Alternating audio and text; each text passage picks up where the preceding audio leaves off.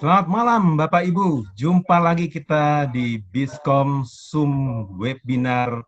Wow, menarik. Apa kabar Bapak Ibu peserta Biskom malam ini? Sehat ya semuanya? Boleh dikirimkan jempol kepada saya, kepada kita semua, bahwa hari ini kita semua dalam lindungan Tuhan dan sehat semuanya. Boleh kirim jempol? Iya. Ya, saya Siangfa memandu Bapak Ibu semua untuk acara kita malam hari ini, acara yang wow menarik. Saya di Surabaya hari ini, kita bersama-sama mengikuti Biskom dan saya memantau saat ini ada beberapa peserta dan terus menyusul.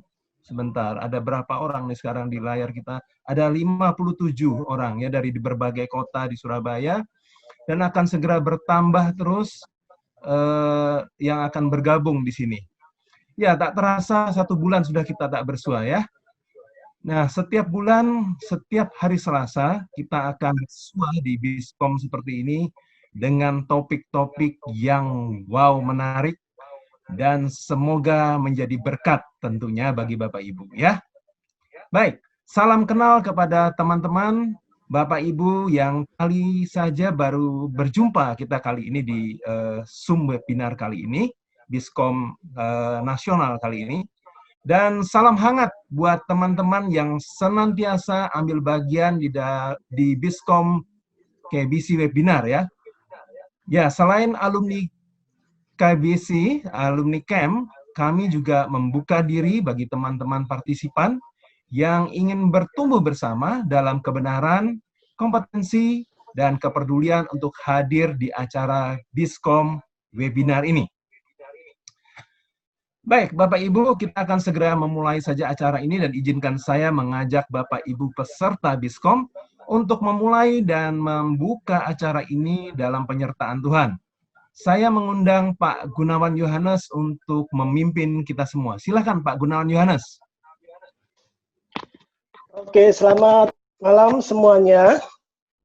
Saya harus melepas ini sambil tetap mengingatkan Bapak, Ibu, teman-teman, saudara sekalian untuk tetap mematuhi protokol yang sudah ditetapkan oleh pemerintah untuk memakai masker, menjaga jarak, ya, karena kita tahu pandemi belum berakhir. Kita berdoa agar ini cepat-cepat berakhir sehingga kita tidak ngap lagi kalau bernafas, ya, harus memakai masker. Saya Gunawan, senang sekali untuk sekali lagi ketemu dengan Bapak Ibu Saudara sekalian untuk pada acara Biskom Nasional hari ini. Acara yang sangat luar biasa, judulnya dipersiapkan dengan bagus sekali yang bernama Bounce Back. Nah, nanti kita akan dengar agar Tuhan menyertai kita pada masa-masa pandemi dan setelahnya kita akan melenting naik tinggi. Yuk, kita buka dalam doa ya. Kita sama-sama berdoa. Tuhan Yesus, terima kasih. Sekali lagi Tuhan izinkan kami untuk bertemu dalam media Zoom ini. Kami percaya ini penyertaan dan kasih karunia Tuhan kalau sampai detik ini kami masih sehat, kami masih bisa melakukan segala aktivitas, itu semua atas kasih karunia Tuhan. Sekarang kami mau belajar sesuatu yang Tuhan sudah persiapkan. Kami mau belajar mengenai bounce back. Kami mau dengarkan baik-baik, karena kami percaya kami akan melenting tinggi kalau kami mempersiapkannya dengan baik.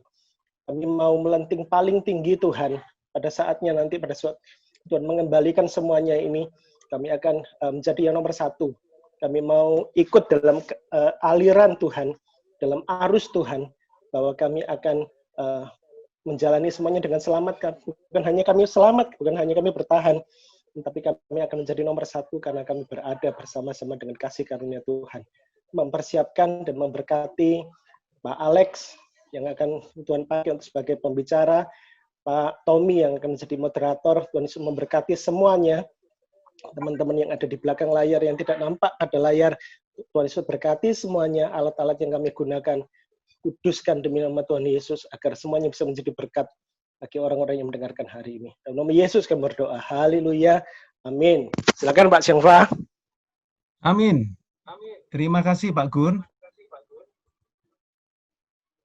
Ya, Bapak Ibu, pastikan Anda telah menonaktifkan mic dan video yang terdapat ikonnya ada di sebelah kiri pada gadget atau pada layar PC Anda selama sesi dan materi disampaikan. Ya, Bapak Ibu, pastikan bahwa Anda telah menonaktifkan mic dan video Anda.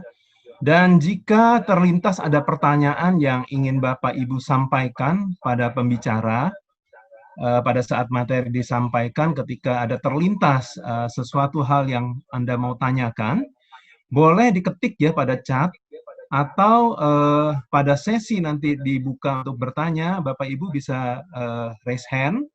Jika kesempatan nanti dibuka oleh moderator, maka Bapak Ibu boleh mengaktifkan atau meng-unmute mic-nya dan membuka video Anda. Ingat, waktu Anda 60 detik saja untuk menyampaikan pertanyaan supaya kita bisa berbagi waktu dan kesempatan bagi teman-teman yang lain. Dan setelah itu jangan lupa untuk segera mematikan atau menonaktifkan mic dan video Anda, dan lalu nikmati jawaban dari pembicara yang akan disampaikan. Ya, Bapak Ibu, malam hari ini kita akan bersama-sama belajar dengan topik yang wow menarik dan akan dipandu oleh moderator yang wow keren dan wow luar biasa, Bapak Tommy Wibiksono. Oke, tanpa berlama-lama silakan, waktu dan ruang Zoom silakan diambil alih Pak Tom. Oke, terima kasih Pak Syangfa yang luar biasa. Shalom teman-teman semua dari Biskom Nasional, dari seluruh kota. Ya, terima kasih pada hari ini sebentar lagi kita akan mendengar sebuah Biskom Nasional yang akan dibawakan oleh Bapak Alex Surya Raharjo, Sarjana Teknik. Beliau adalah founder dan CEO daripada Interactive Group. Beliau juga adalah Ketua Pria Sejati Katolik Surabaya. Kemudian beliau adalah pembicara Biskom KBC Jatim. Ya, jadi ini adalah profil daripada pembicara kita malam hari ini yang luar biasa.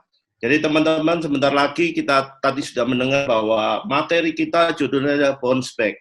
Ya, jadi melenting katanya Pak Gun tadi. Jadi bagaimana kita melihat sebuah masalah ini, yaitu adanya pandemi COVID, tapi bagaimana kita bisa melewatinya, bahkan bisa memantul lebih tinggi daripada sebelum pandemi. Ya, jadi kita akan mendengar sebuah pemaparan yang luar biasa. Saya nggak akan berlama-lama, jadi saya akan berikan waktu buat Pak Alex untuk menyajikan pada malam hari ini Biskom Nasional kita. Mari, saya persilakan Pak Alex. Oke, terima kasih Pak Tom. Shalom Bapak Ibu sekalian, senang berjumpa pada kesempatan malam hari ini. Saya boleh dapat bertemu dengan Bapak Ibu kembali.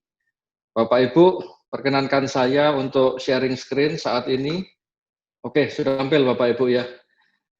Pak Tom tadi sudah memperkenalkan singkat mengenai profil saya Bapak Ibu. Tak kenal maka tak sayang. Oleh karena itu, pada kesempatan malam hari ini, saya juga ingin sedikit mengenal Bapak Ibu. Saya juga ingin sedikit mengenal apa sih usaha Bapak Ibu, dan bagaimana di dalam masa pandemi COVID-19 ini, usaha Bapak Ibu sekalian mengalami pandemi ini dampaknya seperti apa Bapak Ibu. Supaya kita juga boleh lebih saling mengenal dan kita bisa mempelajari materi pada malam hari ini dan membawa dampak positif bagi kita semua. Bapak Ibu, di layar sudah tampil polling 1, silahkan pollingnya ditampilkan. Bapak Ibu tinggal touch di handphone Bapak Ibu sekalian. Bapak Ibu, dalam polling ini kita mau sama-sama belajar jujur. Kita sama-sama mau terbuka di hadapan Tuhan Bapak Ibu. Tidak ada yang mencatat apakah yang milih polling ini namanya siapa, perusahaannya apa, nggak ada Bapak Ibu. Silahkan dipilih sejujur-jujurnya, seterbuka-terbukanya, sehingga firman Tuhan yang akan disampaikan pada malam hari ini boleh menampilkan dampak yang dahsyat dan luar biasa bagi setiap kita. 28 partisipan, 32 partisipan sudah mengisi, 36 partisipan sudah mengisi, 52% partisipan sudah mengisi, 54%, 57%, 60%. Oke, saya rasa 60% hasil voting bisa cukup mewakili keadaan kita semua, Bapak Ibu ya. Oke, bisa tolong di-share result. Ini 61% dari polling sudah terisi. Bapak Ibu, dari polling pertama ini kita sama-sama bisa melihat Bapak Ibu bahwa data statistik mengatakan bahwa 64% dari kita semua mengatakan bahwa selama pandemi COVID-19 pekerjaan kita, bisnis kita, omset turun, keuangan merugi. Sedangkan yang omsetnya stabil dan keuangannya stabil ada 29%, dan ada 7% yang menyatakan bahwa omset naik dan profit meningkat. Bapak Ibu, pada kesempatan kali ini kita juga mau tahu lebih dalam lagi Bapak Ibu. Bisa di-close dulu apa yang ada di layar Bapak Ibu, share result-nya bisa ditutup terlebih dahulu. Sekarang saya juga ingin tahu Bapak Ibu.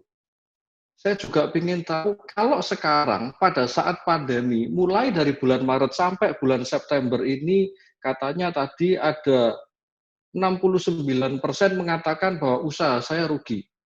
Sebelum pandemi gimana Bapak Ibu? Pada saat tahun 2018 kemarin, kira-kira bisnis Bapak Ibu seperti apa? Omsetnya seperti apa Bapak Ibu?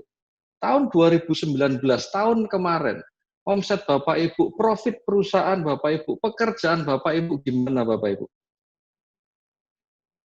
Kita mau polling, kita mau kasih jawaban yang sejujur-jujurnya, yang seterbuka-bukanya, bagaimana keadaan kita saat ini Bapak Ibu.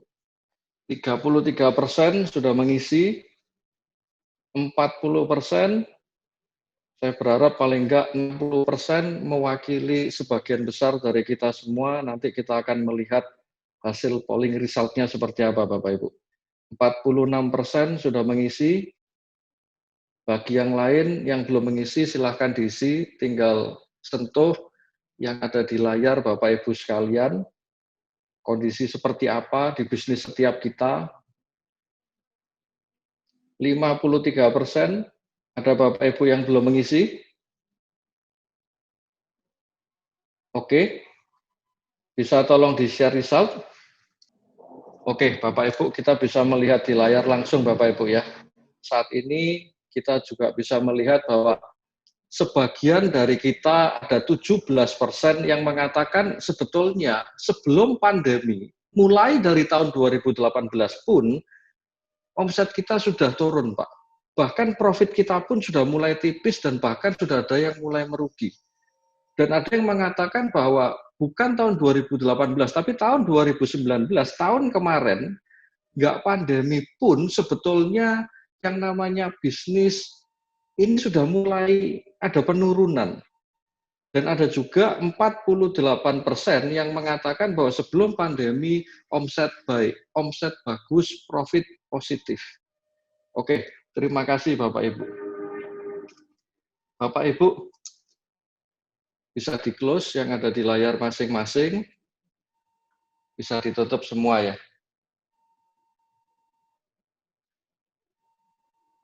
Oke Bapak Ibu.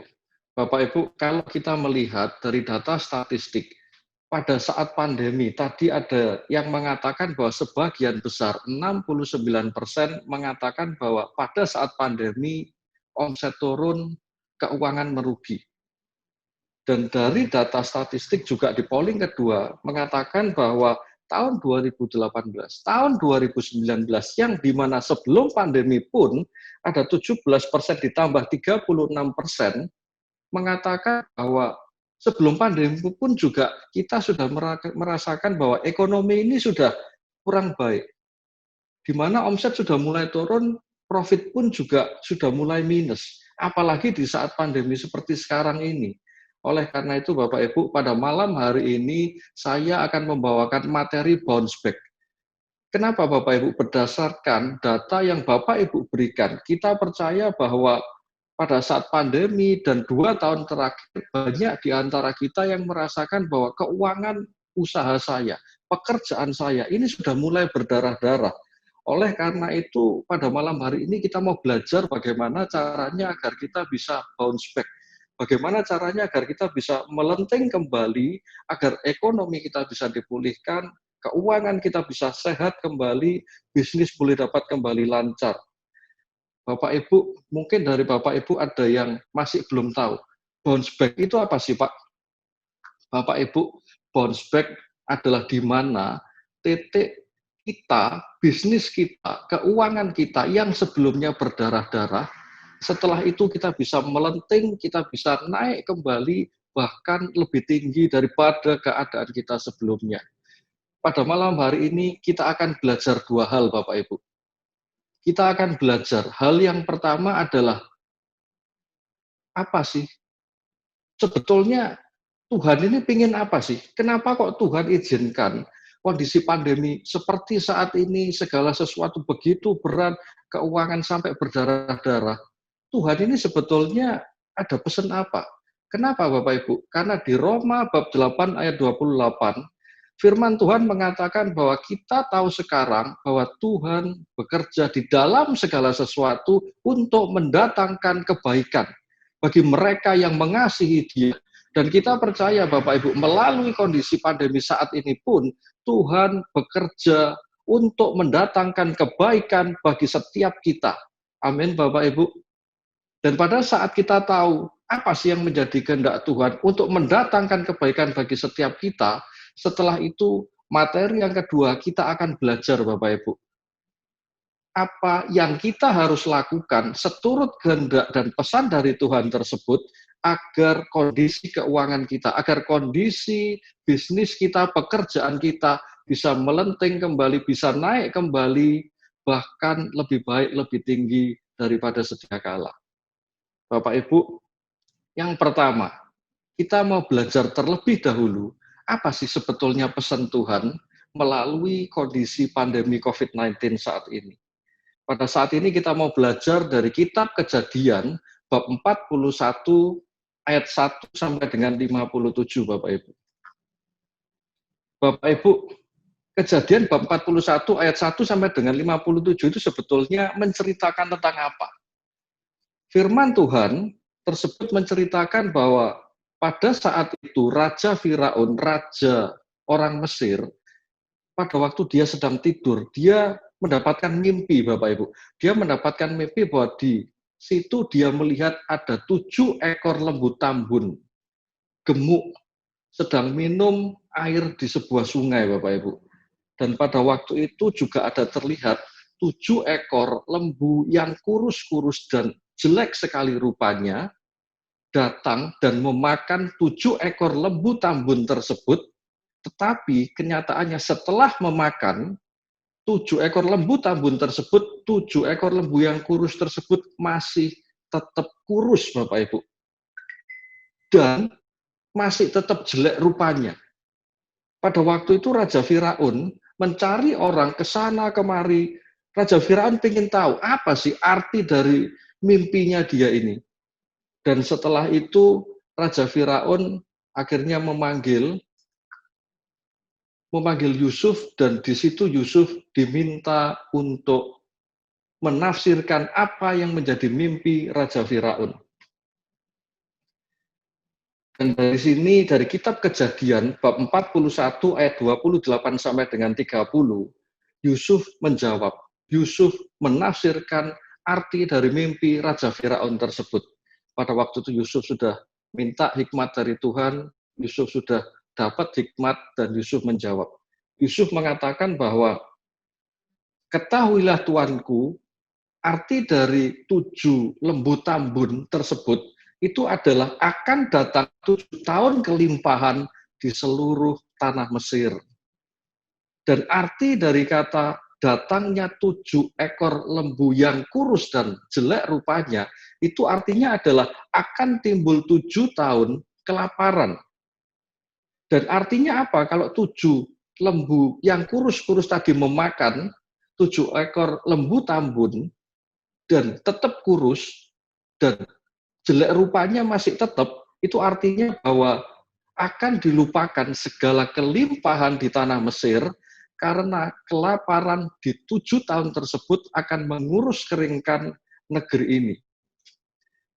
Bapak Ibu, dari firman ini kita mau belajar Bapak Ibu, bahwa ada satu pesan Tuhan kepada Raja Mesir melalui mimpi yang ditafsirkan oleh Yusuf. Di sini ada pesan Tuhan kepada Raja Firaun bahwa setelah ini Mesir akan mengalami 7 tahun kelimpahan dan setelah itu akan mengalami 7 tahun kelaparan, kekurangan. Di sini kita mau belajar Bapak Ibu, apa yang harus dilakukan agar kerajaan Mesir di masa kelaparan tersebut nggak sampai terjadi suffer, nggak sampai terjadi kekurangan. Di sini di kitab Kejadian 41 ayat 34 sampai dengan 35. Di sini dikatakan apa Bapak Ibu? Di sini kita bisa belajar bahwa Yusuf mengatakan, Yusuf memberikan saran, Yusuf memberikan nasihat kepada Raja Firaun bahwa Raja Firaun, kamu harus berbuat, tempatkan penilai atas negeri ini dalam 7 tahun kelimpahan itu dan memungut 1/5 dari hasil tanah Mesir. Yang artinya apa Bapak Ibu? Yang artinya di dalam 7 tahun kelimpahan tersebut, itu alokasikan 1/5 dari apa yang dipanen, dari apa yang didapatkan, itu semuanya dikumpulkan. Segala bahan makanan tersebut di tahun-tahun baik tersebut harus ditimbun. Gandum ditimbun, bahan makanan ditimbun, disimpan. Untuk apa Bapak Ibu? Agar bahan makanan yang disimpan, yang ditimbun semua dapat menjadi persediaan untuk negeri Mesir ini untuk dapat bersiap-siap di dalam ke-7 tahun kelaparan yang akan terjadi di masa yang akan datang. Bapak Ibu, melalui firman ini sebetulnya kita bisa belajar apa Bapak Ibu? Kita bisa belajar bahwa yang namanya hidup manusia, siapapun itu, apakah dia orang percaya atau dia orang tidak percaya, apakah dia orang beriman ataukah dia bukan orang beriman, apakah dia orang murtad, apakah dia orang suci, apakah dia orang berdosa, ataukah dia orang yang sungguh beriman takwa kepada Tuhan, semuanya pasti akan mengalami yang namanya masa pasang surut Bapak Ibu. Ada orang bijak yang mengatakan hidup manusia itu seperti roda, kadang ada di atas, kadang ada di bawah. Bapak Ibu, melalui firman ini pun kita juga mau belajar Bapak Ibu, bahwa pada saat kondisi kita lagi ada di atas, pada saat ekonomi kita diberkati Tuhan melimpah, pada saat kita dalam keadaan baik, pada saat kita dalam keadaan semuanya sehat, kita pun juga harus tetap mengalokasikan dari apa yang Tuhan percayakan kepada kita tersebut, agar kita juga harus bersiap-siap pada saat keadaan kita ada di bawah. Bapak Ibu, melalui firman yang baru saja kita baca, kita juga pelajari Bapak Ibu, bahwa ternyata yang namanya keadaan di atas, keadaan di bawah, keadaan krisis, keadaan kelimpahan, itu kelihatannya ada polanya Bapak Ibu. Di firman Tuhan yang baru saja kita baca, di sini dituliskan bahwa ada 7 tahun kelimpahan, 7 tahun dalam masa kelaparan. Kalau di Indonesia, kalau di dunia yang saat ini kita hidupi, polanya gimana Bapak Ibu? Beberapa waktu yang lalu Yusuf Kala pernah mengatakan, dia memperingatkan kepada Menteri Sri Mulyani Bapak Ibu, bahwa krisis ekonomi, ini kalau kita mempelajari data statistik, itu juga ada polanya. Dan polanya itu adalah per 10 tahunan Bapak Ibu. Juga bisa per 10 tahunan. Kalau kita ngelihat Bapak Ibu ya, kalau kita ngelihat di tahun 97-98, pada waktu itu terjadi apa Bapak Ibu? Tahun 97-98 terjadi yang namanya krisis ekonomi, $1 yang awalnya Rp2.500 melemah, hancur menjadi kurang lebih 15.000 per $1 Bapak Ibu. Bapak Ibu bisa bayangkan yang pada waktu itu import, yang pada waktu itu utang dolar ke luar negeri, utangnya jadi naik berapa kali lipat Bapak Ibu. Ekonomi hancur nggak karu-karuan. Pada waktu itu keluarga saya pun, ayah saya pun, ekonomi keluarga kami di tahun 97-98 hancur nggak karu-karuan, sehingga akhirnya kakak saya nggak bisa kuliah, adik saya juga nggak bisa kuliah. Dan di tahun 2008 Bapak Ibu, pada waktu itu kita mengenal yang namanya ada subprime mortgage Bapak Ibu. Pada waktu tahun 2008 kita juga tahu bahwa perusahaan kelas dunia Lehman Brothers akhirnya menyatakan diri bankrupt. Kemudian juga Goldman Sachs juga menyatakan diri bahwa tutup, dan juga ada begitu banyak perusahaan-perusahaan besar yang lain. Itu tahun 2008 Bapak Ibu. Mulai dari tahun 2018 kemarin, sebagian dari antara kita 17%, 36% data polling kita sebelumnya mengatakan apa Bapak Ibu? Mengatakan bahwa mulai dari tahun 2018 kemarin ada begitu banyak yang namanya bank-bank menutup ribuan kantor cabangnya. Ada begitu banyak PHK di mana-mana. Ada begitu banyak departemen store yang juga ditutup. Mal-mal tingkat transaksinya mengalami penurunan. Ada begitu banyak foto-foto yang tersebar di sana-sini. Mal ini di Jakarta sekarang sepi, seperti kuburan. Plaza ini di Surabaya yang dulunya ramai sekarang sepi. Bapak Ibu, kalau kita melihat dari data statistik ini, apa sih yang sebetulnya kita bisa belajar untuk agar kita tidak mengalami tahun-tahun kelaparan tersebut, jangan sampai kita mengalami kehancuran keuangan, kehancuran bisnis. Dari kitab Kejadian, bab 41 ayat 1 sampai dengan 57 tadi, kita boleh belajar apa Bapak Ibu? Kita boleh belajar apa dari nasihat Yusuf kepada Raja Firaun, Raja Mesir tersebut, agar bisa menghindari yang namanya krisis ekonomi. Kita bisa belajar bahwa firman Tuhan tadi sebetulnya mengajarkan mengenai financial planning, Bapak Ibu. Loh, kok bisa ada financial planning diajarkan di ayat Alkitab tadi? Lebih spesifik lagi kita mau buka kitab Kejadian bab 41 ayat 28 sampai dengan 36. Di situ yang dituliskan apa Bapak Ibu? Di situ dituliskan bahwa di dalam masa 7 tahun kelimpahan, pungutlah 1/5 dari hasil tanah Mesir. Artinya apa Bapak Ibu? Memungut 1/5 dari hasil tanah Mesir ini artinya apa? Kalau saya tanya ke Bapak Ibu, 1/5 itu berapa persen Bapak Ibu? 1/5 itu adalah 20%. 20% ini maksudnya apa Bapak Ibu? Kalau kita baca buku-buku yang mengajarkan mengenai financial literacy, buku-buku yang mengajarkan mengenai financial planning, salah satu buku acuan yang saya akan pakai pada malam hari ini adalah buku yang berjudul All Your Worth, The Ultimate Lifetime Money Plan, Bapak Ibu. Saya akan mengambil patokannya bukan berdasarkan hitung-hitungan saya, ilmu saya, enggak Bapak Ibu. Saya akan ambil dasar teori dari buku ini yang dikarang oleh Elizabeth Warren dan Amelia Warren. Amelia Warren ini adalah anak dari Elizabeth Warren, Bapak Ibu. Di dalam buku ini mereka juga mengajarkan apa? Mereka mengajarkan mengenai 50, 30, 20 metode. Metode 50, 30, 20 ini sebetulnya mengajarkan bahwa 50% dari keuangan kita, dari pendapatan kita harus dialokasikan untuk kebutuhan pokok, Bapak Ibu. Kebutuhan pokok yang memang harus kita keluarkan setiap hari, setiap bulannya, itu harus wajib keluar.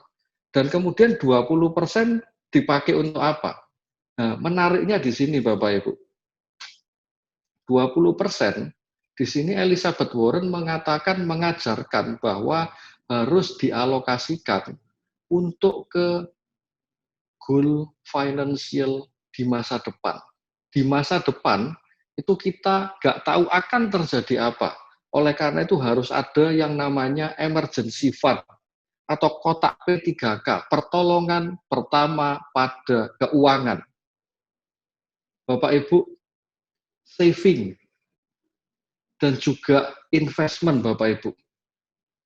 Saving kita juga harus menyimpan, kita harus menabung dan juga investasi. Bedanya apa? Emergency fund, saving, investment. Saving adalah untuk kebutuhan jangka pendek Bapak Ibu. Dananya harus liquid. Dan target kita untuk pemenuhan 3 bulan, 6 bulan, 1 tahun ke depan. Kita punya goal apa? Kita punya rencana apa? Itu yang kita savingkan. Bisa dalam bentuk deposito, bisa dalam bentuk emas, dan yang lain-lain. Dan investment ini untuk target jangka panjang, 6-10 tahun ke depan. Nggak liquid, nggak apa-apa Bapak Ibu. Bisa dalam bentuk saham, dalam bentuk properti, dan 30% kita alokasikan untuk apa? Untuk keinginan kita pribadi Bapak Ibu. Bapak Ibu, bagi kita yang dari gereja Kristen, yang dimana kita memang diwajibkan dan harus memberikan perpuluhan, kita bisa memodifikasi yang namanya metode 50-30-20 ini Bapak Ibu. Kita bisa memodifikasi, kita bisa mengalokasikan, membagikannya 10% adalah perpuluhan untuk Tuhan, baru 40%-nya adalah untuk kebutuhan pokok kita. Tapi fokus saya pada malam hari ini, saya fokusnya adalah sesuai dengan firman Tuhan, 20% ini memang dialokasikan untuk emergency fund, untuk kondisi darurat, untuk keadaan darurat kita, Bapak Ibu. Jadi kalau kita mau membudgetingkan keadaan keuangan kita, kira-kira apa yang harus kita lakukan? Urut-urutannya seperti apa, Bapak Ibu? Urut-urutannya di sini kita sesuaikan, Bapak Ibu ya, sesuai dengan dogma ajaran gereja kita masing-masing, karena memang gereja Kristen Katolik dengan Kristen Protestan ada perbedaan. Ini nanti kita bisa sesuaikan dengan ajaran gereja kita masing-masing. Kita bisa alokasikan 10% perpuluhan untuk Tuhan. Jadi dana yang kita dapatkan, pendapatan kita, gaji kita, 10% di awal langsung kita alokasikan untuk perpuluhan. Kemudian yang kedua, kita alokasikan 20% untuk masa depan. Kalau kita belajar ilmunya financial planning, istilahnya itu adalah pay yourself first, Bapak Ibu. Pay yourself first itu bukan artinya kita gunakan, kita habis-habiskan untuk keinginan kita, tapi dana ini kita alokasikan untuk emergency fund, untuk investasi masa depan, untuk tabung. Maksudnya seperti itu Bapak Ibu. Dan langkah ketiga, kita alokasikan 40% untuk kebutuhan pokok kita, dan langkah yang keempat, setelah itu baru kita alokasikan untuk keinginan-keinginan kita pribadi. Bapak Ibu, ini yang diajarkan oleh Elizabeth Warren. Yang diajarkan oleh Elizabeth Warren, tadi dia mengajarkan 50, 30, 20, dan kalau kita coba modifikasi menjadi 10, 20, 40, 30. Tapi pada malam hari ini kita juga mau belajar lagi Bapak Ibu. Apa yang diajarkan oleh dunia, kira-kira apakah ada dasar alkitabiahnya yang sesuai dengan apa yang diajarkan dalam ilmu financial planning Bapak Ibu. Dalam kitab Lukas bab 14 ayat 28 sampai dengan 29, di sini pun kita juga diajarkan, kita diajari untuk yang namanya membuat anggaran biaya Bapak Ibu. Di sini firman Tuhan mengatakan apabila kita mau mendirikan sebuah menara, kita harus duduk lebih dahulu membuat anggaran biayanya. Kenapa? Agar sampai menara ini selesai dibangun, semuanya itu bisa terselesaikan, bisa terhitung dengan baik, semua apa yang dibutuhkan semuanya bisa tercukupi dan akhirnya menara ini selesai. Jangan sampai di tengah-tengah ternyata dana nggak cukup, biaya nggak ada, dan akhirnya menaranya berhenti di tengah jalan, sehingga orang-orang lihat dan mengejek Bapak Ibu. Bapak Ibu, saya percaya kita semua adalah anak-anak Tuhan, dan kita semua percaya bahwa pekerjaan kita, bisnis kita, itu bukan punya kita Bapak Ibu. Kalau kita bekerja di suatu perusahaan sebagai profesional, kita juga percaya bahwa profesi tersebut pun itu juga adalah Tuhan yang tempatkan dan percayakan kita dalam posisi tersebut. Di dalam bisnis pun, kita juga bukan pemilik Bapak Ibu, kita adalah pengelola. Tuhan yang mempercayakan hak pengelolaan tersebut kepada kita, Tuhan minta kita yang bangun menara tersebut. Kamu bangun menara, aku beri amanah, tanggung jawab, kepercayaan kepada kamu. Kamu juga harus buat anggaran, kamu harus buat budgeting, kamu harus punya financial planning sebagai pengelola yang baik dan yang benar. Bapak Ibu, pada malam hari ini kita sudah belajar, kita sudah tahu bahwa firman Tuhan, baik di dalam Yusuf dan juga di dalam kitab Lukas 14 ini, Tuhan 2 kali mengajarkan kepada kita yang namanya buat anggaran biaya, yang namanya buat budgeting Bapak Ibu. Nah, pada saat kesempatan ini, saya juga ingin bertanya kepada Bapak Ibu, apakah selama ini kita sudah mempersiapkan emergency fund?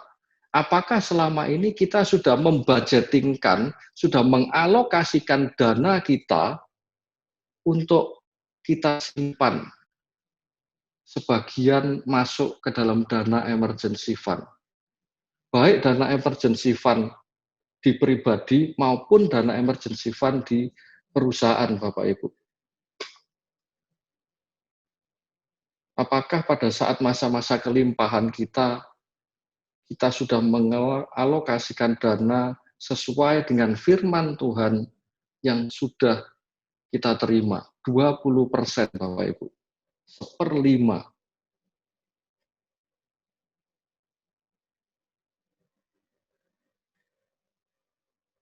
Ada yang pribadi belum, tapi di perusahaan sudah. Ada yang pribadi sudah, tapi di perusahaan belum. Ada yang di pribadi sudah, perusahaan semuanya sudah, sangat bagus sekali. Ada yang juga di pribadi dan perusahaan semuanya belum mempunyai emergency fund. Bapak Ibu yang belum memilih bisa segera memilih. 40% sudah mengisi. Kita masih tunggu Bapak Ibu mau mengisi. 44% sudah mengisi. Kita mau jujur terbuka apa adanya Bapak Ibu. Oke, 50% sudah mengisi. 45 orang sudah mengisi. Oke, bisa dibantu share result. Oke, thank you. Kita sama-sama melihat hasil result Bapak Ibu ya. Di sini ada yang pribadinya belum, tapi di perusahaannya sudah punya emergency fund. Sudah lumayan mendingan. Ada 9% Bapak Ibu. Ada yang pribadinya sudah punya emergency fund, tapi di perusahaannya belum, 28%. Oke, masih bagus. Cukup mendingan lah. Ada yang pribadi dan perusahaannya semuanya sudah punya emergency fund. Wah, ini dahsyat luar biasa bagus. Ada 39%. Dan ada yang pribadi dan perusahaan semuanya belum punya emergency fund. 24%. Nggak apa-apa Bapak Ibu. Keterbukaan Bapak Ibu, kejujuran Bapak Ibu kita sangat hargai karena kita pada malam hari ini sama-sama mau belajar. menjadi pribadi yang lebih baik, bagaimana cara mengelola keuangan pribadi dan keuangan perusahaan yang seturut dengan kehendak dan rancangan Tuhan. Oke, ini tadi ada 24%, kemudian 9%, dan 28% yang belum. Oke, kita bisa close, stop sharing, layarnya yang polling bisa ditutup.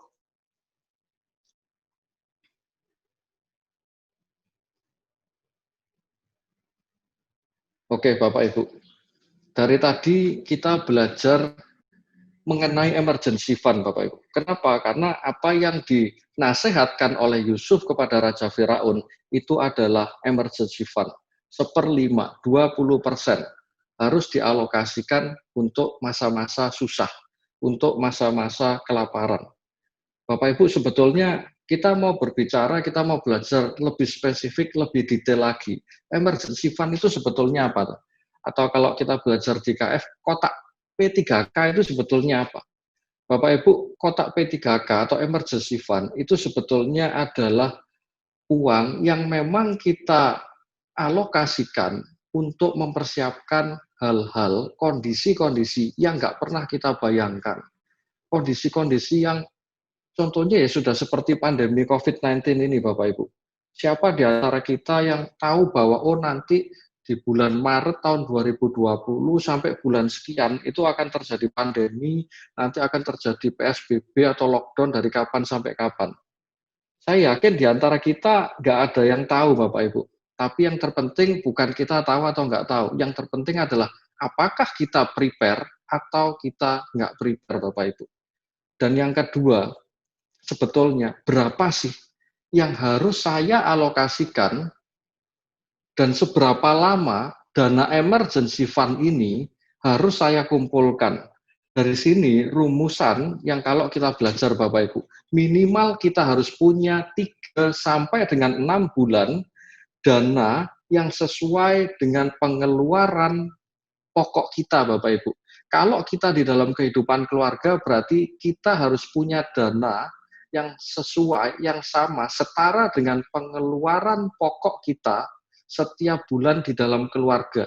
Sehingga kalau sampai ada apa-apa sekali terburuk pun, misalnya perusahaan akhirnya bankrupt, atau sebagai profesional kita kena PHK, kita tidak ada pemasukan sama sekali, di PSBB, di lockdown, usaha nggak boleh buka.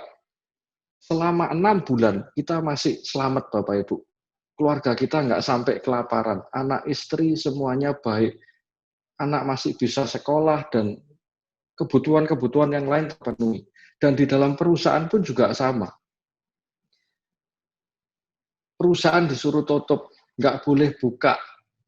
Di situ kita tetap masih bisa berikan gaji karyawan, kita masih tetap bisa lakukan pengeluaran ini, pengeluaran itu, dan lain-lain, perusahaan masih tetap bisa survive, Bapak Ibu. Dan pada saat kita menyimpan, kita mengalokasikan dana setiap bulan, kita sisihkan, kita simpan untuk dana emergency fund ini. Kita bisa simpan di mana, Bapak Ibu? Yang pasti kita harus simpan dana ini di media investasi yang liquid, Bapak Ibu, yang dapat mudah dicairkan dan cepat dicairkan. Dan yang kedua, syaratnya harus aman. Sebagai salah satu contohnya apa, Bapak Ibu? Sebagai salah satu contohnya misalnya sukuk atau surat utang negara. Kenapa? Karena surat utang negara adalah model investasi yang dijamin oleh negara, dijamin pasti aman, dan kita juga memperoleh bunga dari investasi ini. Oke, Bapak Ibu.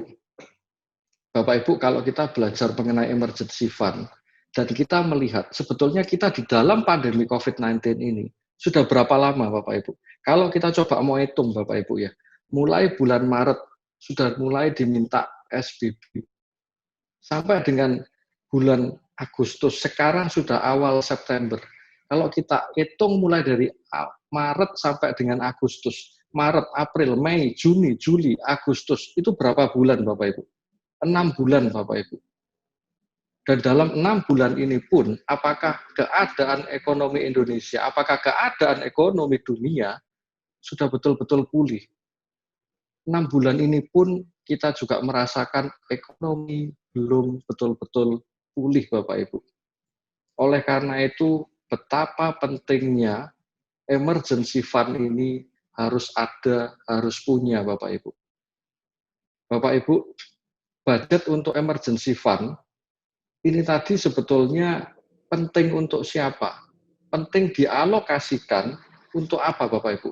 Untuk keluarga wajib ada, wajib punya, dan untuk bisnis apalagi.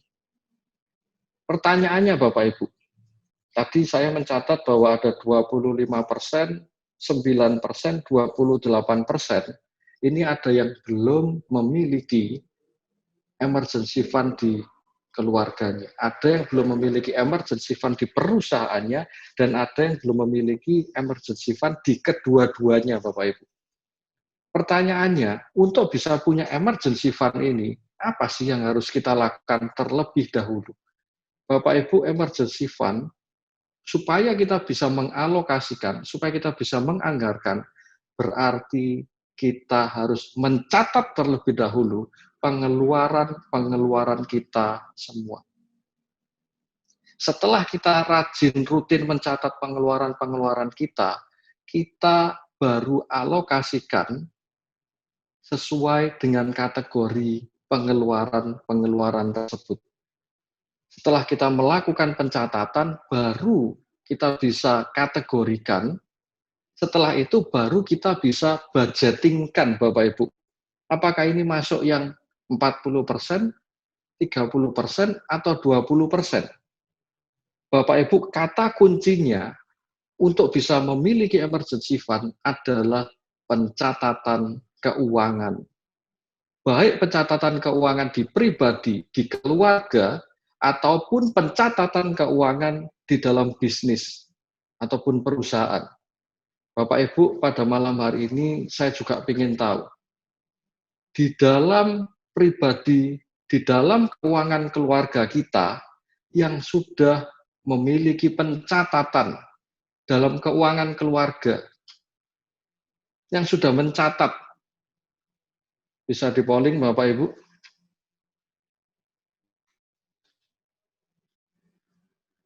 %20 sudah mengisi, Bapak Ibu, terima kasih. Di sini ada 30% sudah mengisi, luar biasa.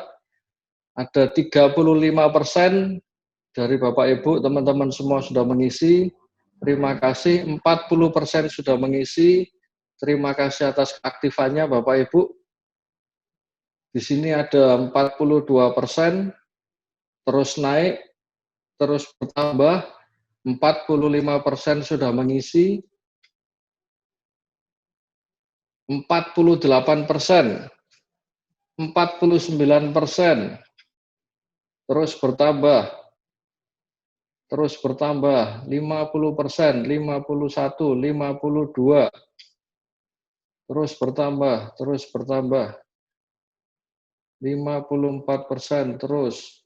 Oke, Bapak Ibu, di sini kita sama-sama yang polling, di sini kita sendiri juga yang mengisi, di sini kita sendiri juga yang melihat data, Bapak Ibu, bahwa ada 49% di antara kita yang sudah memiliki pencatatan keuangan pribadi.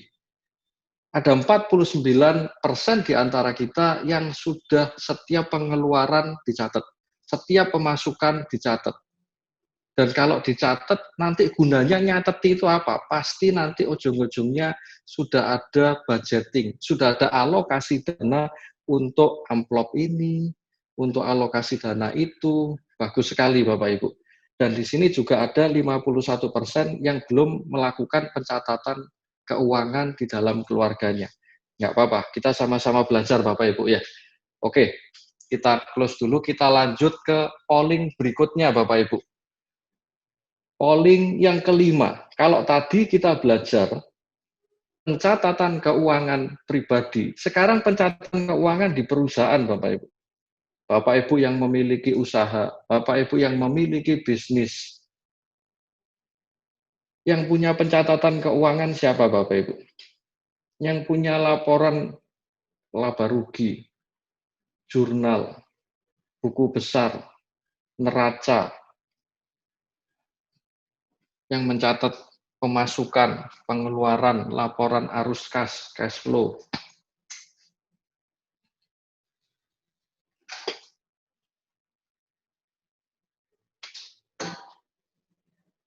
46% sudah mengisi. Data terus bertambah, 67% mengatakan bahwa sudah memiliki pencatatan keuangan. Oke. Terus bertambah, 48% sudah mengisi. Terus bertambah, 52%. Terus bertambah. Oke, bisa di-share, tolong dibantu. Oke, kita sama-sama lihat data, kita sama-sama belajar dari data Bapak Ibu ya. Bahwa dengan kejujuran kita semua, masing-masing pribadi, di dalam usahanya, bisnisnya, ada 68% yang sudah memiliki pencatatan keuangan. Sudah bagus Bapak Ibu. Tinggal nanti disempurnakan apakah rapi, valid, dan lain-lain. Tapi di sini juga ada 32% di antara kita yang dengan keterbukaan dan kejujurannya juga mengatakan bahwa 32% masih belum memiliki pencatatan keuangan, accounting, di dalam perusahaannya. Nggak apa-apa Bapak Ibu. Oke, kita bisa tutup hasil polling ini. Oke Bapak Ibu. Kenapa Bapak Ibu? Pada kesempatan kali ini, pada kesempatan malam hari ini, saya menanyakan apakah Bapak Ibu mempunyai laporan keuangan, apakah Bapak Ibu melakukan pencatatan masuk duit keluar, maksud dan tujuannya apa? Bapak Ibu, yang kita lihat di layar kita, ini adalah kokpit pesawat terbang. Atau di mobil, itu adalah dashboardnya mobil Bapak Ibu. Bapak Ibu, kita percaya bahwa kita adalah anak-anak Tuhan yang dimana Tuhan percayakan kepada setiap kita untuk kita mengelola pekerjaan, mengelola bisnis yang Tuhan percayakan. Ibaratnya, Tuhan mempercayakan kepada kita, kamu kelola bisnis, kamu setir pesawat terbang ini agar dapat melewati semua badai kehidupan, menembus awan kelabu, untuk kamu bisa jadi lebih daripada pemenang. Kamu jadi pilot, kamu jadi yang manage, kamu yang setir, mau dibawa kemana pesawat ini, kamu yang atur. Sudah ditentukan oleh Tuhan visinya, goal-nya, harus nyampe di mana. Bapak Ibu, kalau kita sebagai pengelola, kita harus punya suatu mindset bahwa kita pun juga harus punya data Bapak Ibu. Coba bayangkan Bapak Ibu, kalau kita sebagai penumpang dari pesawat, dan kita kemudian mendengarkan bahwa pilot itu berkata kepada kita, waduh, ini kok layarnya banyak banget ya, ini angka-angka apa? Ini ada grafik-grafik apa ya? Kira-kira Bapak Ibu kalau setir pesawat oleh pilot seperti itu, Bapak Ibu takut nggak Bapak Ibu? Dan apakah Tuhan bisa mempercayakan untuk kita mengelola perusahaan yang lebih besar, duit yang lebih banyak, apakah Tuhan akan mempercayakan kepada kita untuk kita juga bisa setir pesawat tersebut, jadi pilot bagi pesawat tersebut? Sedangkan di dalam dunia bisnis, bahasanya itu apa Bapak Ibu? Bahasa dalam dunia bisnis itu angka Bapak Ibu. Dan angka di dalam dunia bisnis itu bisa ada karena apa? Karena ada pencatatan, karena ada laporan keuangan yang setelah di mana diadakan, dicatat, disajikan, kita juga harus mampu dan bisa menganalisa Bapak Ibu. Bagaimana caranya kita sebagai pilot, bagaimana caranya kita sebagai pengendara kendaraan bisa nyampe di tempat tujuan dengan selamat kalau kita nggak tahu, nggak bisa baca data, nggak bisa baca laporan keuangan, ibaratnya seperti pilot, kita nggak tahu arah angin ini ke arah mana, kecepatan angin berapa, ini menuju ke utara atau barat daya atau ke selatan. Bahkan yang lebih parah lagi kalau kita nggak tahu goalnya itu di mana, Bapak Ibu. Dengan arti kata bahwa kita pun juga harus betul-betul memiliki pencatatan keuangan, laporan keuangan, dan yang terpenting setelah kita punya pencatatan tersebut, kita juga melakukan analisa, kita juga melakukan budgeting berdasarkan data-data tersebut, Bapak Ibu.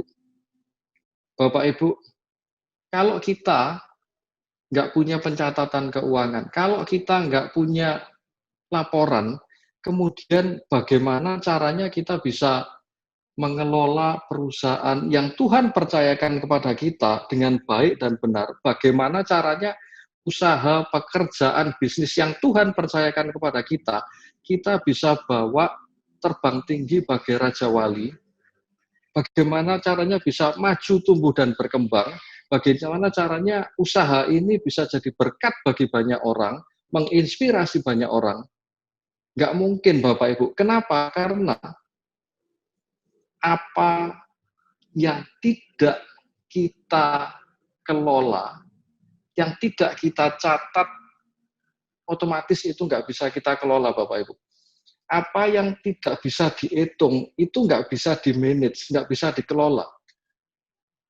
Kalau dalam keuangan pribadi kita nggak melakukan pencatatan, pasti kita nggak bisa kelola keuangan pribadi. Kalau di keuangan pribadi saja kita nggak bisa kelola, apalagi keuangan perusahaan, Bapak Ibu. Bahkan Peter F. Drucker juga mengatakan, Bapak Ibu, Bapak manajemen modern, dia mengatakan, you cannot manage what you don't measure. Kamu nggak akan bisa kelola apa yang tidak kamu hitung, apa yang tidak kamu catat. Dan jika kamu ingin meningkatkan, memajukan, mengembangkan sesuatu di dalam bisnismu, mulailah dengan mencatat, mengukur terlebih dahulu. Bapak Ibu, betapa pentingnya pencatatan keuangan, baik di dalam pribadi maupun di dalam perusahaan. Saya pribadi dengan istri melakukan pencatatan keuangan untuk keluarga kami, kita menggunakan aplikasi, Bapak Ibu. Kita sudah nggak catat lagi di dalam buku, tulis di kertas, hari ini pengeluaran berapa. Kenapa? Karena yang kita pegang setiap saat, setiap waktu adalah handphone, gadget. Ya sudah, itu yang nyaman, kita tinggal install aplikasinya, ini ada duit masuk, ada duit keluar, beli ini, beli itu, semuanya diinputkan di handphone, di aplikasi ini, Bapak Ibu. Ini kalau untuk keuangan pribadi. Kalau untuk keuangan perusahaan seperti apa? Untuk keuangan perusahaan kita bisa menggunakan, ada software accounting ada begitu banyak merek, ada ini itu di luar sana, ada begitu banyak sekali, kita tinggal pilih sesuai dengan budget kita, sesuai dengan kapasitas usaha kita bisa pilih, Bapak Ibu. Bapak Ibu, yang saya mau sampaikan kepada kita semua pada malam hari ini, seringkali kita ini berdoa, Bapak Ibu. Seringkali kita minta ke Tuhan, Tuhan, seperti halnya Engkau memberkati, ya Tuhan, tolong berkati aku berlimpah-limpah, ya Tuhan. Perluas daerahku, ya Tuhan. Jadikan aku kepala dan bukan jadi ekor, ya Tuhan. Bapak Ibu, kalau mulai dari hal yang paling kecil saja, mencatat keuangan, kita masih belum setia, Bapak Ibu. Bagaimana caranya Tuhan bisa berkati kita berlimpah-limpah dengan rezeki yang lebih banyak, dengan ekonomi yang lebih baik, melimpah-limpah. Kalau dalam perkara kecil, hal kecil saja, keuangan pribadi kita belum setia, Bapak Ibu. Kira-kira pada saat kita dipercayai Tuhan, yang kecil ini saja, kita masih belum mampu mengelola, kita masih terus terlilit di dalam hutang. Apalagi kita dipercayakan yang lebih besar, Bapak Ibu. Bapak Ibu, saya pernah baca suatu tulisan. Pada saat seseorang tersebut dipercayai, anggap aja dengan gaji, tiap bulan 3 juta, dia nggak mampu mengelolanya. Percaya pada saat dia dikaruniai 10 juta per bulan, dia pun juga pasti nggak mampu, pasti tetap terlilit dengan hutang. Dan kejadian yang sama, walaupun dia diberkati, gajinya naik dari 30 juta, 100 juta pun, dia nggak akan mampu mengelola dan pasti tetap jatuh ke lubang yang sama, salah yang sama, tetap akan terlilit hutang. Dengan arti kata bahwa firman Tuhan ini betul adanya, Bapak Ibu. Lukas bab 16 ayat 20 di situ mengatakan, barang siapa setia dalam perkara-perkara kecil, ia setia juga di dalam perkara-perkara besar. Dan barang siapa tidak benar di dalam perkara-perkara kecil, ia tidak benar juga di dalam perkara-perkara besar. Bapak Ibu, melalui firman ini kita coba merefleksikan dalam hati setiap kita, Bapak Ibu. Apa yang saya sampaikan, ini memang betul seharusnya kita lakukan sebelum adanya pandemi. Saya tahu Bapak Ibu, tapi pada malam hari ini, pesan firman Tuhan sangat kuat. Firman Tuhan ini saya dapatkan pada waktu saya sedang saat teduh di pagi hari. Waktu itu saya berdoa, Tuhan, apa yang Engkau kehendaki, apa yang menjadi pesan-Mu ya Tuhan, melalui kondisi pandemi ini. Aku percaya ada suatu hal yang harus kami perbaiki, yang harus aku perbaiki ya Tuhan, agar Engkau dapat menaikkan level hidupku, level hidup kita semua, sehingga berkat Tuhan boleh dapat tercurah turun deras atas setiap kita. Bapak Ibu, pengelolaan keuangan ini yang Tuhan sampaikan kepada saya dengan begitu kuat, sehingga jangan kamu berdoa dulu, berkati aku seperti Yabes, berkati aku berlimpah-limpah, mampukan aku ya Tuhan, agar daerahku ini bisa semakin luas. Kalau hal yang paling kecil, pencatatan keuangan, belum dengan setia kita lakukan, Bapak Ibu. Bapak Ibu, mungkin dari antara kita ada yang berkata, Pak Alek, apanya yang mau dikelola, Pak? Kalau uang nggak ada, kalau ada pun sangat minim sekali, hanya untuk kebutuhan sehari-hari habis, apanya yang mau dialokasikan? Apanya yang nanti mau dibuat emergency fund, saving, investment, tetek bengek, dan lain-lain. Kalau ada duitnya, itu baru bisa dialokasikan. Kalau ada duitnya, baru bisa dibudgetingkan. Betul Bapak Ibu? Bapak Ibu, berarti ada tahapan yang harus kita lakukan terlebih dahulu. Di dalam, sebetulnya di KBC, itu ada yang namanya GLIM Bapak Ibu. Nanti di sana juga akan diajarkan. Ada tahapan usaha Bapak Ibu, ada tahapan usaha yang namanya tahapan survival, tahapan perjuangan, dan ada tahapan development atau tahapan pengembangan sampai ke tahapan multiplikasi. Jadi ada tahapan-tahapannya. Tapi pada kesempatan ini yang saya mau bahas adalah pada saat ini, pada saat pandemi COVID-19 ini, kita mau masuk ke dalam tahapan survival mode. Kenapa Bapak Ibu? Karena di dalam tahapan survival mode, tahapan perjuangan ini, kita mau fokus pada the most essential thing in our business Bapak Ibu. Jadi kesempatan kita pada malam hari ini, kita akan masuk ke dalam survival mode, dengan arti kata survival mode ini karena kita masih dalam kondisi tidak menentu. Kita masih belum tahu yang nanti katanya vaksin. Di Indonesia ada beberapa vaksin, ada vaksin dari China dicoba, vaksin dari Rusia lagi dites, ini lagi dicoba, dites. Kita masih belum tahu kapan hasil tesnya akan keluar. Kita masih belum tahu apakah hasil tesnya akan baik, dan kita masih belum tahu masa depan, kapan wabah pandemi COVID-19 ini akan selesai dan berakhir, Bapak Ibu. Oleh karena itu, kita mau masuk ke survival mode dengan arti kata bahwa kita mau back to basic dulu lah. Kita mau menguatkan fondasi hidup kita, menguatkan fondasi keuangan kita mau menguatkan dulu fondasi dari bisnis kita. Arti kata dari survival mode ini bukan berarti kita diam diri menunggu kondisi keadaan menjadi baik.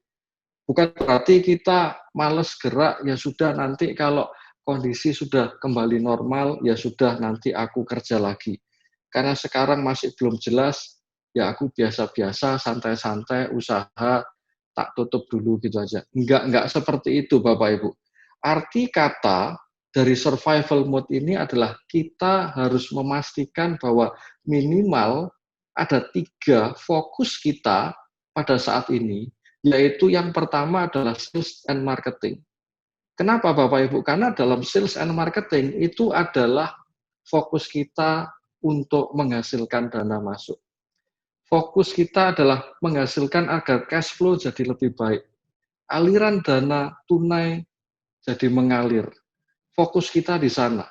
Sehingga keuangan menjadi lebih positif, ada yang bisa dikelola, ada yang bisa di-manage, ada bisa dicatat, sehingga operasional perusahaan bisa berjalan dengan baik, dengan lancar. Dengan arti kata apa Bapak Ibu? Yang sebelumnya mungkin kita sudah masuk ke dalam people development, ada people training, kemudian ada lagi juga system development, kita fokus ke SOP, kita fokus ke pembukaan cabang ini dan itu. Di dalam kondisi yang tidak menentu saat ini, kita mau fokus ke survival mode, fokusnya ke 3 hal ini dulu Bapak Ibu. Yang terpenting kita survive, kita dapat jalani pandemi ini, dan kita selamat, anak buah yang Tuhan percayakan kita selamat, perusahaan ini juga terkelola dengan baik, dengan benar, dan semuanya berjalan dengan lancar. Bapak Ibu, kalau tadi kita belajar mengenai pengelolaan keuangan, dan di sini kita belajar bahwa kita harus alirkan dana masuk dulu melalui fokus ke penjualan, melalui fokus ke pemasaran, sebetulnya dari KBC sudah difasilitasi dengan begitu banyak Bapak Ibu. Begitu banyak apa? Begitu banyak materi, begitu banyak hal-hal yang meningkatkan skill kita, knowledge kita. Kenapa? Karena di dalam fokus di sales and marketing pun saat ini hanya perusahaan-perusahaan yang bertransformasi, mau berubah ke ranah dunia digital yang akan survive. Orang-orang sudah, kalau namanya bisnis usaha, harus online. Kemudian orang lebih memilih delivery order. Kalau mau iklan, nanti iklannya di mana? Di sosmed, di Google. Apabila bisnis kita masih berkutatnya di konvensional, operasionalnya masih cara-cara lama, masih belum mau berubah ke ranah dan cara yang baru, bagaimana caranya kita bisa meningkatkan sales, marketing, cash flow kita, Bapak Ibu. Bahkan di KBC pun juga ada yang namanya kelas digital marketing 101, Bapak Ibu. Begitu banyak hal yang sudah difasilitasi oleh KBC agar kita sebagai anak-anak Tuhan ini juga tetap terus mau bertumbuh, berubah, maju, dan berkembang. Bayangin Bapak Ibu, ada begitu banyak materi growing business and branding in digital era. Yang didatangkan siapa Bapak Ibu? Uya-kuya Bapak Ibu. Yang didatangkan adalah orangnya dari Google Bapak Ibu. Bahkan kalau mau ngomong software pendukung kerja, sama KBC pun juga didatangkan Bapak Ibu. Mau nyari software apa? Software accounting, software kasir, software untuk bisa pasang produk-produk kita di dunia e-marketplace dalam sekali waktu kelola, mau cari software untuk bisa ini dan itu untuk mendukung digitalisasi dalam usaha kita, semuanya sudah diakomodir oleh KBC Bapak Ibu. Bahkan besok pun juga di KBC Rise juga sampai datangkan CEO dan pendirinya Tokopedia, William Tanuwijaya. Sangat rugi sekali kalau sampai kita nggak ikut, Bapak Ibu. Oke, Bapak Ibu. Tadi kita sudah belajar ada dua hal. Apa sih sebetulnya pesan Tuhan melalui wabah pandemi saat ini? Tuhan berpesan apa dan apa yang harus kita lakukan supaya kita juga bisa bounce back, kita bisa melenting kembali. Bapak Ibu, kita tadi sudah belajar ada 5 hal Bapak Ibu yang kita harus lakukan. Pesan Tuhan adalah agar kita betul-betul keuangan kita, pengetahuan kita tentang pengelolaan keuangan itu betul-betul harus diimprove Bapak Ibu. Setelah kita melakukan pencatatan keuangan, setelah itu apa yang dilakukan?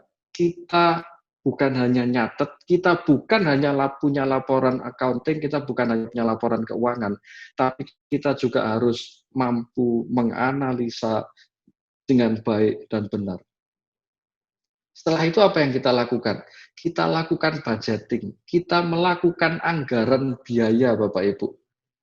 Sehingga segala sesuatu masih tetap ada dalam koridornya. Kita harus punya emergency fund 1/5 seperti firman Tuhan mengatakan di kitab Kejadian tadi. 1/5 atau 20%. Dan yang terakhir kita masuk ke survival mode. Kita mau fokus pada sales and marketing agar cash flow masuk, keuangan jadi positif, sehingga kita bisa kelola keuangan dengan baik, sehingga operasional usaha bisa berjalan. Ini adalah fokus di survival mode Bapak Ibu. Bukan hanya diam saja. Bapak Ibu, ada satu firman Tuhan penutup pada malam hari ini. Bapak Ibu, tadi saya juga mencatat bahwa ada 49% dari kita yang masih belum melakukan pencatatan. Ada 32% dari perusahaan bisnis usahanya belum melakukan pencatatan keuangan. Bapak Ibu, melakukan pencatatan keuangan, mulai dari pribadi dan keluarga, ataupun di dalam usaha, itu sebetulnya enak banget, Bapak Ibu. Melakukan pencatatan, saya hari ini keluarkan duit untuk apa, saya hari ini beli apa, dan semuanya rajin, rutin, disiplin, konsisten dicatat. Enak apa enggak, Bapak Ibu? Nyaman atau enggak? Repot, Bapak Ibu. Sama sekali enggak enak, sama sekali enggak nyaman. Yang nyaman gimana? Ya sudah, saya kepingin apa, ya saya beli. Saya mau itu, saya beli. Saya mau ini, ya saya beli. Bapak Ibu, apa yang firman Tuhan ajarkan Bapak Ibu?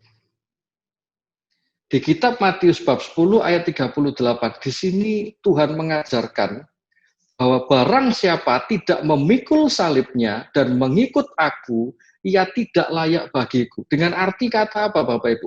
Pada saat kita mau enaknya mengelola keuangan, ingat Bapak Ibu, duit tersebut, uang tersebut bukan punya kita Bapak Ibu. Kita hidup di dunia, kita lahir di dunia, kita nggak bawa duit. Kita nanti mati pun kita juga nggak bawa duit ke liang kubur Bapak Ibu. Setiap duit yang kita sekarang pegang itu punyanya Tuhan. Tuhan percayakan kepada kita untuk kita kelola Bapak Ibu. Dengan arti kata apa? Kalau Tuhan mau kita kelola, kelola dengan baik dan benar. Catat dengan rapi, dengan valid. Dianalisa, dibudgeting dengan benar Bapak Ibu.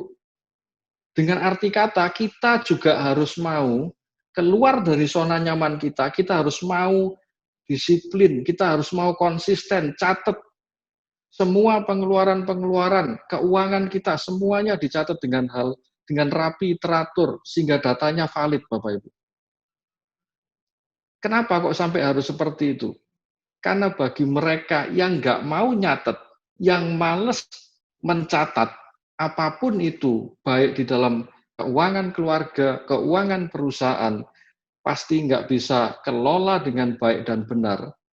Talenta yang Tuhan percayakan ke dia, dari 2 nggak bisa berlipat ganda jadi 4, dari 5 nggak bisa berlipat ganda jadi 10, karena mulai dari hal kecil masih belum dapat mampu, taat dan setia melakukan hal yang paling remeh, Bapak Ibu.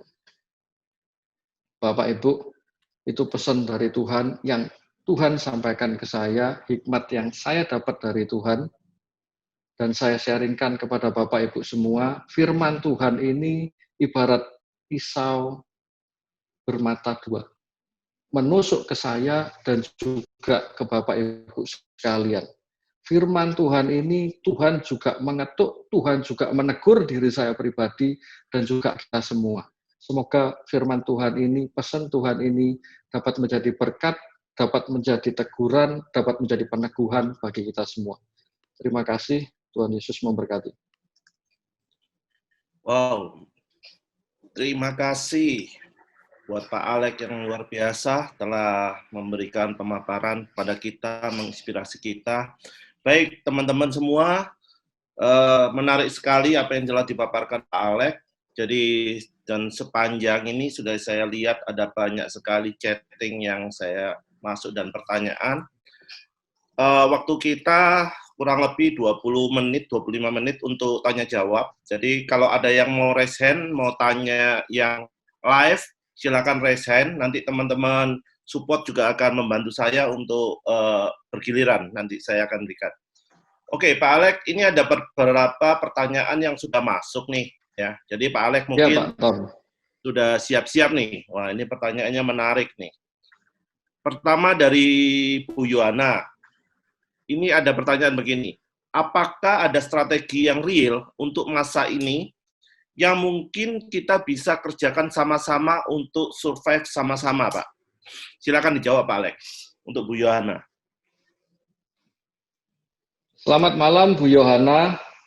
Saya suka mendengarkan apa yang menjadi ide dari Bu Yohana. Pertanyaan Bu Yohana adalah, Pak, apakah ada cara real, langkah real, untuk kita bisa lakukan bersama-sama agar kita bisa lewati masa pandemi ini bersama-sama? Satu ide, masukan, saran yang sangat bagus sekali, Bu Yohana. Kenapa? Karena masing-masing di antara kita, saya percaya dianugerahi oleh Tuhan talenta yang berbeda-beda. Masing-masing kita punya kelebihan dan kekurangan masing-masing.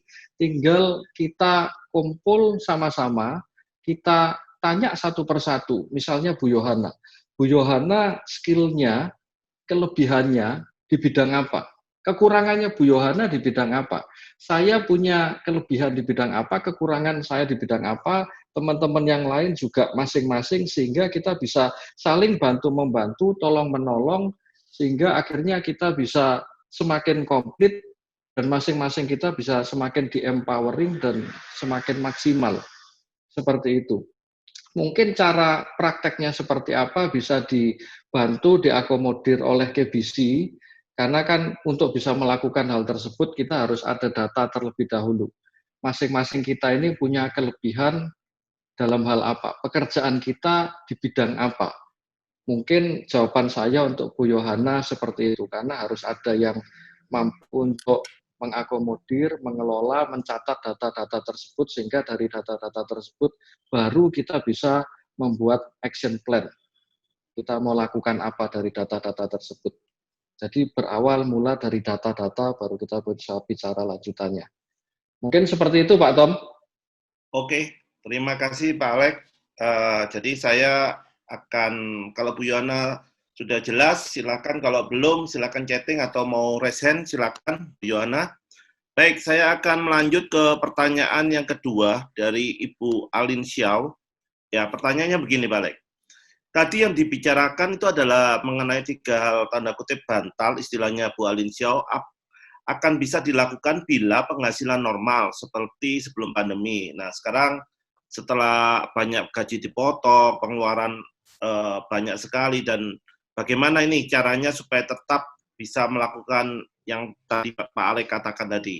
Itu. Kira-kira sama pertanyaan Bu Alin Xiao yang kedua, sekalian Pak Alex.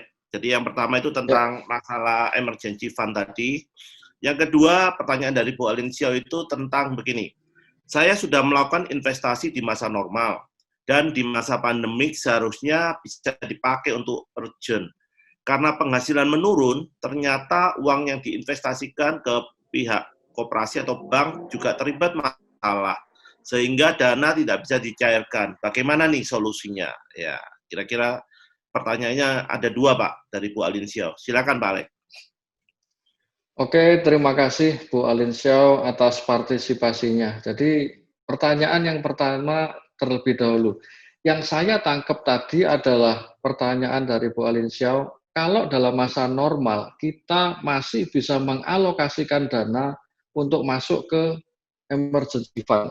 Tapi di dalam masa-masa saat ini, di dalam masa di mana pendapatan kita berkurang, pengeluaran kita bertambah, bagaimana caranya agar kita juga bisa tetap mengalokasikan. Seperti yang tadi sudah saya sampaikan, Bu Alin Xiao ya, bahwa kalau saat ini kita belum bisa mengalokasikan emergency fund, wajar Bapak Ibu. Kenapa? Karena saat ini memang saat masih berdarah-darah. Ada begitu banyak perusahaan yang terdampak, bahkan nggak sedikit perusahaan yang merugi. Dengan arti kata, kondisi saat ini, kita masuk ke dalam survival mode, kita fokus ke dalam sales and marketing, agar keuangan kita bisa semakin lancar, pemasukan semakin banyak, sehingga keuangan menjadi lebih sehat. Kalau ditanya lagi, gimana caranya Pak? Di dalam kondisi saat ini, orang yang punya duit pun, mereka juga masih mereka masih hati-hati untuk mengeluarkan duit mikir. Bapak Ibu, ada begitu banyak cara yang kita juga bisa belajar di KBC. Ada teknik-teknik di situ diajarkan bahwa kita juga harus belajar digital marketing, kemudian kita juga harus belajar mengenai bagaimana itu ada e-marketplace, e-commerce, online order, dan lain-lain Bapak Ibu.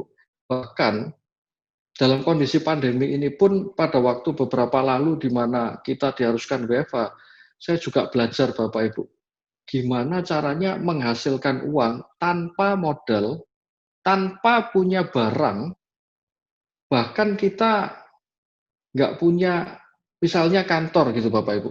Oh ternyata ada begitu banyak Bapak Ibu.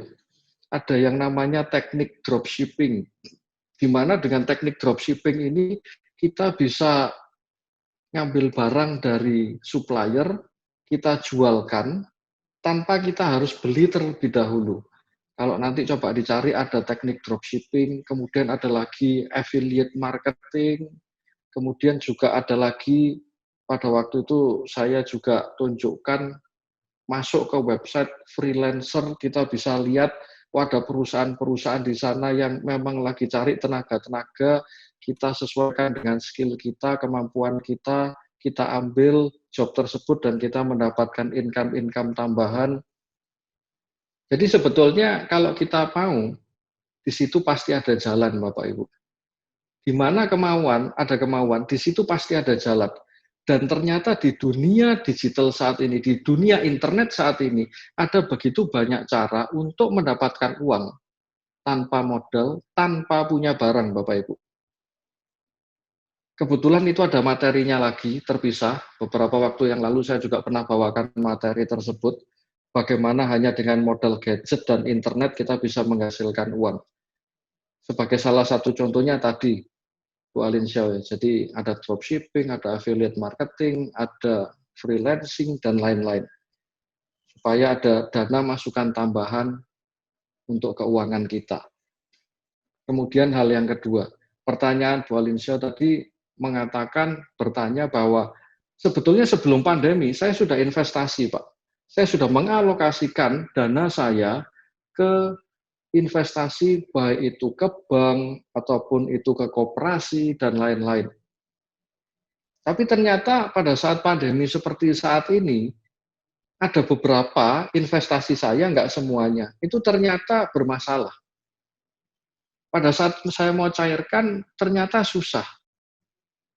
Bapak Ibu,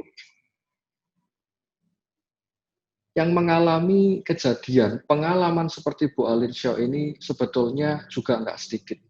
Karena ada beberapa teman saya, mereka ada investasi, taruh dananya di Jiwasraya. Taruhnya sekian M, cukup besar. Dan ternyata Jiwasraya pun juga secara keuangan bermasalah, duitnya nggak bisa ditarik, dan bukan hanya ada Jiwasraya, tetapi juga ada investasi-investasi yang lain. Kalau bagi saya pribadi, saya menjadikan semuanya ini sebagai satu pembelajaran.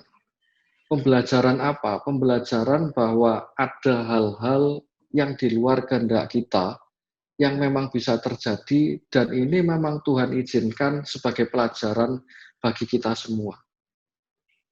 Yang pertama kita jadikan pelajaran, kita jadikan pengalaman, karena pengalaman memang adalah guru yang sangat mahal harganya. Karena itu di luar kuasa kita. Yang kedua, kalau kita jadikan ini pembelajaran, berarti kalau kita investasi lagi ke depan, kita sudah punya pengalaman yang lebih bahwa kalau saya investasi, yang pertama itu harus aman. Yang aman itu yang seperti apa? Oh, kalau naruh duit di bank, itu berarti banknya harus yang gimana? Oh, harus di bank-bank himbara. Bank-bank himbara itu bank-bank apa? Bank-bank himpunan bank milik negara. Kenapa? Karena kalau himpunan bank milik negara, likuiditasnya juga akan dijaga oleh negara. Bank-bank himbara itu apa saja? Contoh misalnya Bank Mandiri, Bank BRI, Bank BNI, dan beberapa bank yang lain. Kalau sampai bank-bank himbara ini ternyata likuiditasnya berkurang, pasti sama negara ini akan dijoki duit, Bapak Ibu. Ini akan lebih aman. Dan kalau kita milih bank swasta pun, ibaratnya kita mau investasi, kita juga baca, ini laporan keuangannya gimana, sehat apa enggak, likuiditasnya gimana, baik apa enggak, dan lain-lain. Jadi bukan hanya kita melihat revenue yang mereka janjikan. Kita nggak hanya ngelihat bunga yang mereka tawarkan. Oh, kamu tawarkan lebih besar daripada yang di sana. Ya sudah, karena kamu lebih besar, saya pilih kamu. Variabel untuk kita menentukan kita mau investasi di mana, itu jadi lebih banyak, Bapak Ibu. Jadi dari sini kita boleh mendapatkan pengalaman. Pengalaman adalah guru yang sangat berharga, sehingga kita juga belajar untuk melakukan investasi yang lebih baik, lebih aman ke depannya. Mungkin itu jawaban saya untuk Ibu. Oke, Alin Syah. Ya, Ibu Alin Syah. Oke, Semoga makasih bisa Pak Alek. menjawab, Bu Alin Syah. Ya, silakan teman-teman kalau ada yang mau raise hand, yang mau bertanya langsung nih dengan Pak Alek, bisa raise hand. Ya, ada yang raise hand? Silakan. Nah, sambil menunggu teman-teman yang raise hand, nanti tolong tim support bisa mencatat ya siapa nanti, biar waktu dan tempat saya berikan pada yang mau bertanya langsung kepada Pak Alek. Ini ada lagi pertanyaan dari Pak Riko, Pak Alek. Pertanyaannya sih hampir mirip dengan Bu Alin Syah, cuma saya akan bacakan. Jadi, this is not a drill, this is a real emergency. My security fund and money is getting tight. Apa yang harus saya lakukan saat ini? Ya, mungkin lebih yang belum dibahas oleh Pak Alek bisa mungkin cara-cara lain lagi, Pak. Mungkin silakan, Pak Alek. Ya, maaf ini tadi dari Pak siapa, Pak Tom? Pak Riko. Dari Pak Riko ya. Oke, terima kasih Pak Riko atas pertanyaannya. Jadi kondisi Pak Riko saat ini emergency fund-nya semakin lama semakin menipis. Dan ini sudah betul-betul sangat emergency gitulah. Apa yang harus dilakukan? Yang pertama yang bisa dilakukan oleh Pak Riko pasti menambah pemasukan. Pasti gimana caranya supaya duit mengalir ini bisa lebih banyak, bisa lebih deras lagi Pak Riko. Apalagi kalau modal semakin lama semakin tipis, kita nggak tahu wabah ini sampai kapan, berarti kita mencoba mencari, kita berusaha pemasukan yang kalau bisa minim modal, bisa dikatakan resikonya kecil, tapi yang penting ada pemasukan terlebih dahulu. Cara-caranya seperti apa? Saya hanya kasih clue aja Pak Riko ya. Kalau kita searching di Google, kata kuncinya ketik aja di Google, cara mendapatkan uang tanpa modal dengan internet. Pak Riko akan mendapatkan begitu banyak resources, bahkan ada 40 lebih cara bagaimana cara mendapatkan uang lewat internet tanpa modal, tanpa punya barang, Bapak Ibu. Kuncinya cuma satu, kita mau belajar hal baru. Kenapa Bapak Ibu? Karena kita nggak bisa pungkiri bahwa saat ini, kenapa mulai dari tahun 2018, kondisi kita ini ekonomi rasanya tambah lesu, kemudian keuangan juga rontok. Saat ini kita sudah memasuki revolusi industri 4.0.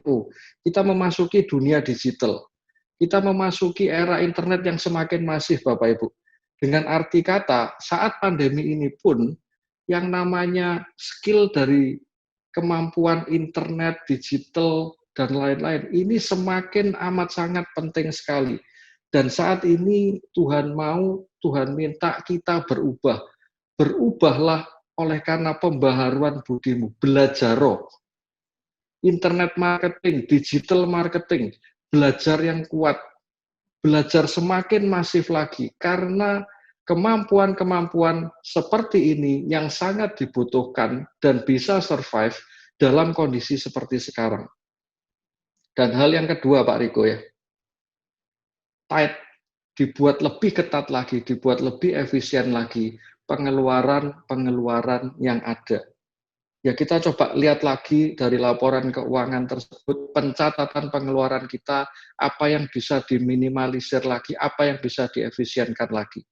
Jadi kuncinya cuma 2, tambah pemasukan, kurangi pengeluaran, supaya pada saat skill kita nanti sudah nambah, kita sudah bisa mendapatkan pemasukan, semoga setelah ini wabah sudah bisa berlalu, vaksin cepat ditemukan. Mungkin seperti itu jawaban saya, Pak Tom. Makasih, Pak Alex. Ya, ini Pak Riko jawabannya. Ini ada pertanyaan juga nih dari Pak Fred N. Ya, jadi Pak Fred N, ini ada pertanyaan nih, Pak Alex. Di masa seperti ini, emergency fund apa boleh diinvestasikan? Misalkan di saham. Kira-kira menurut Pak Alex gimana pandangannya? Emergency fund diinvestasikan di saham. Ya, jadi contohnya dalam kondisi investasi saham apa boleh? Mungkin dengan adanya investasi saham itu kan bersifat liquid, kemudian juga secara probabilitas untuk kenaikannya atau penghasilan income-nya relatif lebih cepat. Kira-kira gimana menurut Pak Alex? Ya, saya suka dengan pertanyaan dari Pak Fred ini ya. Apakah di dalam kondisi pandemi saat ini, kondisi tidak menentu, dana yang sudah ada di dalam emergency fund ini dialokasikan ke investasi saham, gitu Pak Fred ya? Ya, jawaban saya seperti ini Pak Fred. Memang betul emergency fund ini harus liquid, sewaktu-waktu dibutuhkan harus bisa cepat ditarik, dan kata kuncinya investasinya juga harus aman. Kalau mau diinvestasikan sebagian di saham, kalau menurut saya pribadi boleh. Kenapa? Karena saya pribadi pun juga melakukan demikian. Sebagian dari dana emergency fund tersebut yang saya dan istri kelola memang juga sebagian dimasukkan ke investasi saham. Tapi tidak semua, Pak Fred. Tidak semua. Kenapa? Karena ada kata kunci yang kedua, yaitu aman. Apakah investasi di saham ini 100% aman? Jawabannya tergantung. Tergantung kita investasinya di mana.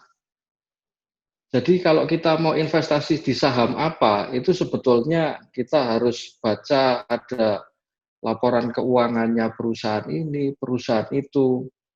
Tapi kalau jawaban saya, yang pertama boleh, yang kedua tidak semua, yang ketiga kalau boleh kita alokasikan memang ke saham-saham yang di mana saat ini harganya sangat murah, bahkan di bawah harga pasar, tetapi potensi ke depan untuk naiknya tinggi.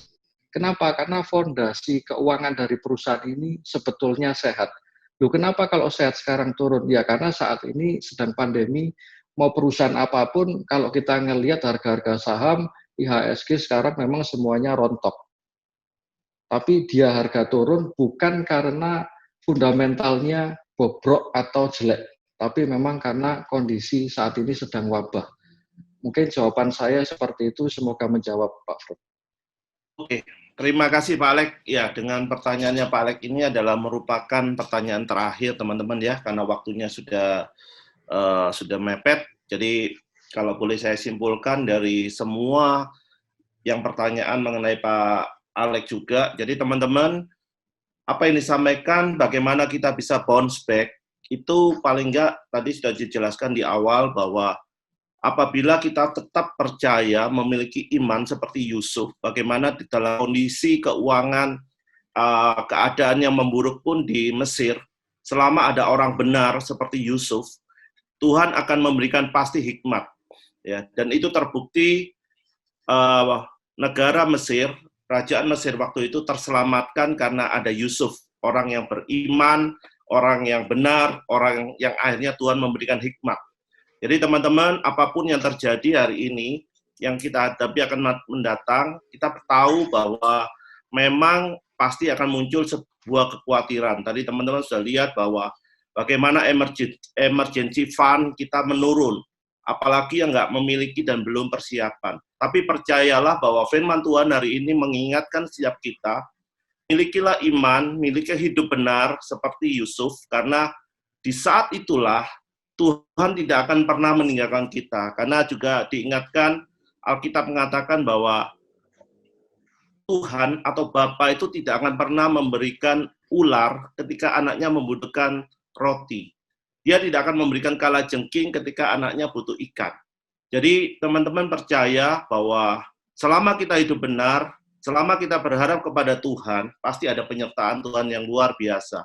Itu yang kita tangkap dari awal di presentasi Pak Alek. Yang kemudian bagaimana kita bisa mengelola dari tadi untuk bagaimana kita decreasing cost, menurunkan biaya-biaya tadi Pak Alek sudah jelaskan, biaya-biaya yang sangat tidak perlu kita keluarin, kita turunkan, gaya hidup, itu yang paling penting. Kemudian bagaimana kita menambah penghasilan kita, increase untuk revenue stream-nya, tadi Pak Alek sudah jelasin, lewat sekarang tidak harus terlalu penuh modal, bisa lewat internet, bisa lewat jaringan, bisa lewat teman-teman.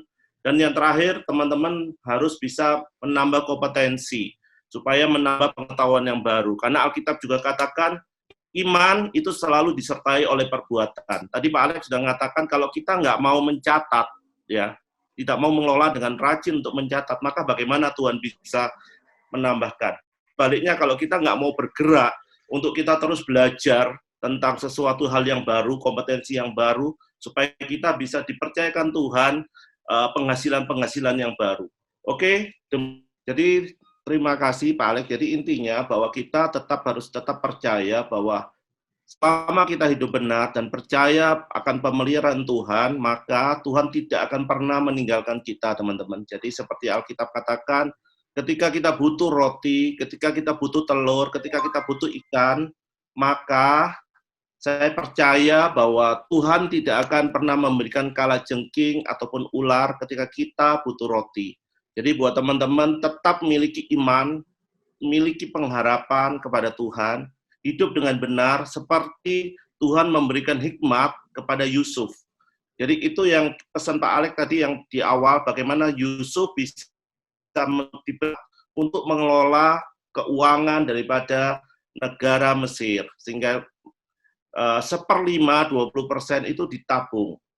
Dan tetap percaya buat teman-teman ketika memang kondisi saat ini belum memperlakukan persiapan, belum memiliki dana fund ataupun percayalah itu. Jadi selama kita hidup benar, kita hidup benar. Yang kedua, seperti saya katakan tadi bahwa ketika kita bicara iman, bicara juga selalu dengan perbuatan.